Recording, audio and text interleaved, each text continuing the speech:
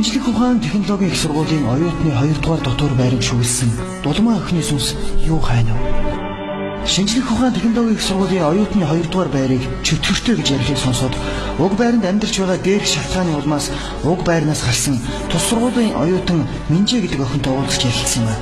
Тэр ихлээр дургуусж байсан ч нэрээ нууцлан тэр тухай ярихыг зөвшөөрсөн. Ингээд түүн тохиолдсон явдлыг сонирхуулъя. Би тэр байранд ороод удаагүй байлаа. Тэгтэл манай тасагтны хөдөөний охин нэмэгдэн орж ирсэн. Тэрийг Нима гэдэг юм. Бид цуг амьдраад удаагүй байлаа. Тэгтэл нэг шин миний нойр юу хөрөхгүй сэрүү хөвтөж байтал цонх гаднаас тогшиж мэйгаа. Би өндөгөө тарсан чи тайран төстэй охин шалны мод шиг юм гартаа барьчихсан. Намайг гараад ир гэж байх шиг дохоо зогсож байлаа. Би нэг их юм бодсон би порчгоо шаагаад харах оронд нөгөө охин ч алгуулчихсан. Би мэлгээ хайсан ч тэр үе чөтгөр шулунгууд санаанд ороогүй. Тэр өдрөөс хойш өдрийн цагт юм ажиглахдаггүй ш шүн болтохоор идэв юм үзэгдэх болсон. Тэрнээс хойш нэлээд хэд хоногийн дараа шүн дундын үед цонхны доогоор олон цэргүүд алхаад байгаа юм шиг чимээ гарч байснаа. Өрөөний хаалганы бариулыг хэн нэгэн хүн тордор хийлгэн оролдож ирсэн. Харин өглөөс ирсэн чинь нөгөө шинээр ирсэн охин бөөн шууган дэгдэжсэн байлаа. Яасан бэ гэсэн чинь өчигдөр оройхон эвхээд тавьсан байсан хувцсыг нь хэн нэгэн шалан дээгүүр тараагаад хөвсрүүлээд хайчихсан байсан юм баг. Тэгээд нөгөөч нь хажуу орны туяаг инглээгээд хэрэлдээд байсан. Би тэр үед нь хурдхан хувцлаад хичээлдээ яваад өглөө. 2 цагийн хичээл орчоод ирсэн чинь Нима ирчихсэн байлаа. Би гайхаад чи чинь хичээлгүй байсан юм уу гэвэл Нима би чамд нэг юм ярья. Би өглөө гарч яваад зам гарахтай зогсож байтал миний араас хэн нэгэн түлхээд би золтоод машин руу орчихсонгүй. Ашгүй тэр жолооч ах их удаа явж байсан тултаар зүгээр өнгөрсөн. Хин намайг төлөвтэй байна гэж босоод харсан чинь нэг хачин царайтай охин амар хараа зогсож байснаа. Нүдний минь алга болчихсон. Ёстой аймаар. Тэгээд болоогүй.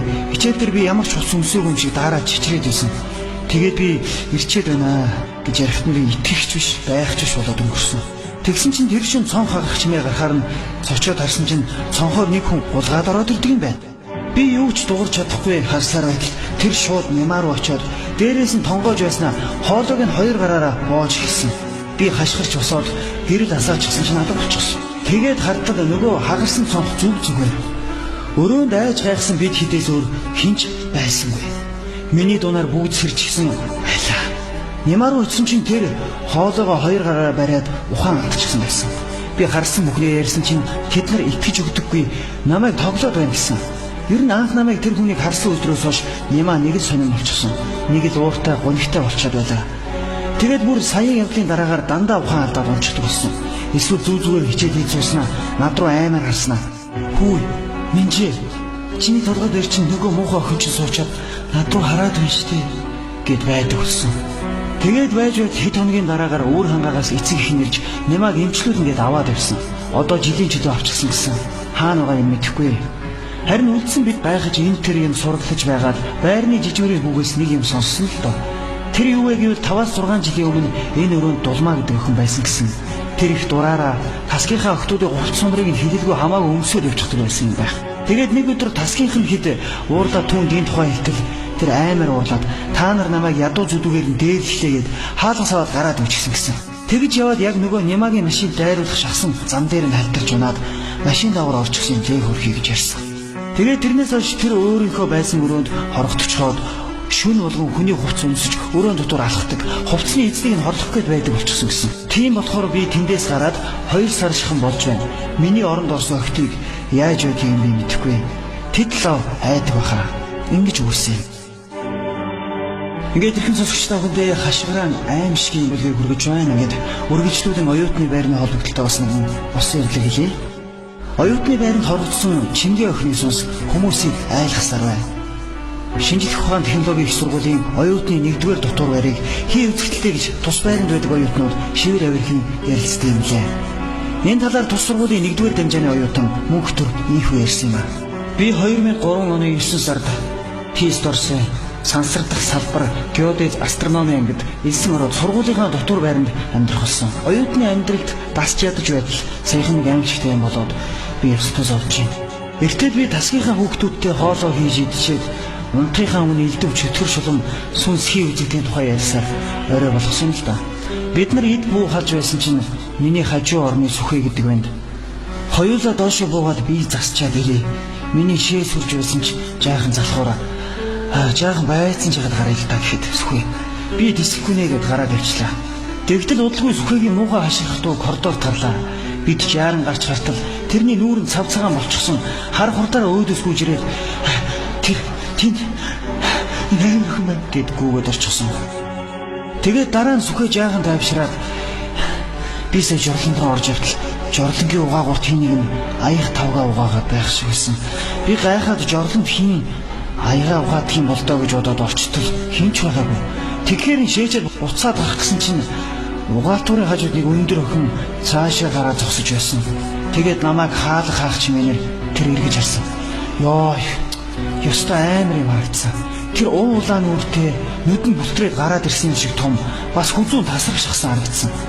Би хажуугаар нь яаж гарснаач мэдэхгүй нэг л мэдэд коридорт мужижсэн. Тэр миний араас "Задма, чи хүүхдээ харахгүй юм уу? Чиний шүү дээ" гэд муухай цөөнгөцсөн хоолойгоор хашгираад байсан гэж яхад бид өмнө чөтгөрийн тухай ярьж байсан болохоор түүнийг тоглоом хийгээд байна гэж бодоод итгэлгүй шоолж имэйлгээд өнгөрсөн. Тэгээд бид нар орондоо орцгоосон юм. Тэгтэл жуудлагын миний шээс хүрээд болдоггүй. Гарч шээгээс өөр ямар ч аргагүй боллоо. Нойрмоглон жорлон руу алхаж явбал сүхэгийн яриад байсан аяг угаах чимээ надад сонсогдлоо.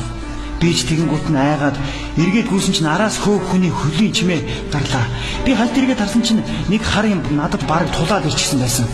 Би золтоод ухаан алдчихаагүй зүгцээр өрөөндөө ороод дотроос нь төвжээд чимээ чагнавал хаалганы цаана хүний хөлийн чимээ гарч байснаа хаалга татах шиг болсон. Хаалганы цаанаас ялцарч модсон махнаас гардаг шиг үнэрсэн хийсэн. Тэгснэ чимээг болсон. Тэгтэл би хамгийн ихээр айж үзсэн. Маргааш өглөөнөөс нь эхлээд сүхэ бид хоёрын бие өвдөд халуураад нүд харанхуулаад хичээлдээ 3 хоног очиж чадаагүй. Гэтэл өөр тасгийн нэг охин бас тэгж өвдөд байгаа сурагтай байсан. Бид нар нөгөө жорлонд очиж бие засахаас айгаад 4 давхрын жорлон руу явдаг болсон. Гэхдээ заавал 2-3 явна. Энэ тухай байрны жижигүүлтэхэд тэр хүүхдүүд та нар хий хоосон юм хараа үсттэй. Хэрвээ надад харагдсан юм л байх үнэхээр байгаа юм бол надад анзаарагдах ёстой доо гэсэн. Дараа нь би өөр тасгуудаар явж байгаад 4-р курсын ах нарын яриаг санаандгүй сонссон. Тэдний нэг нь нөгөө Чингээгийн сүнс 1-р курсын 2 бацааныг өгтөл нь айлгсан юм шиг байна гэхэд нэг нь Чингээгийн сүнс гэж юу юм бэ гэсэн. Тэгтэл нэг нь чи одоо утга мэдтгүй юм уу? Биднийг 2-р курст байхад манай нөгөө ангийн хүүхэн цолмон өөрийнхөө ангийн Чингээ гэдэг охиныг жирэмсэн болгоод хайчихсан гэсэн. Тэгсэн чинь нөгөөх нь доод давхрын жорлонд ороод дотроос нь төвжиж байгаад өөрийгөө боогоод алчихсан гэсэн. Тэгээд нөгөө шүн болохоор хүн үйлх аяг таваг хаглах угаах чимээ гардаг болсон юм лээ. Тэгээд ганцаараа яваа хүний дагаад байх шиг чимээ гардаг болчихсон гэсэн хэцгээ ярьцгааж байлаа. Одоохондоо ийм тийм юм дахин мэддэггүй ч гэсэн заримдаа хин нэгэн дагаадч байгаа юм шиг хүн санаа алдаач байгаа юм шиг санагдаад байгаа. Ялангуяа коридорт хийргүү харанхуй болохоор коридорын мухарт ямар нэг юм байгаад байгаа нь илт мэддэг юм аа.